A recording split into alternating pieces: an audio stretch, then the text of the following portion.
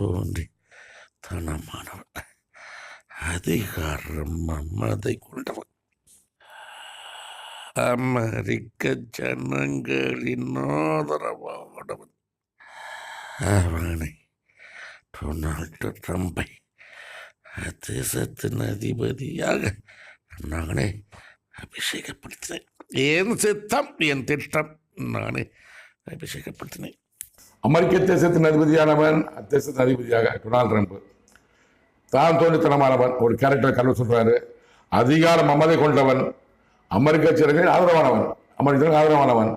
அவனை டொனால்டு ட்ரம்பை தேசத்தின் அதிபதியாக நானே அபிஷேகப்படுத்தின, கடவுளும் அபிஷேகப்படுத்தினாரு. என் சித்தம், என் திட்டம், நானே அபிஷேகப்படுத்தினேன். அவனை டொனால்டு ட்ரம்பை அமெரிக்க அதிபதியாக அபிஷேகப்படுத்தினது, கமலா ஹாரிஸ் பதிலாக அபிஷேகப்படுத்தினது தேவநாயகத்த கடவுள் தான். கடவுள் சித்தம், திட்டம் பார்ப்போம். 19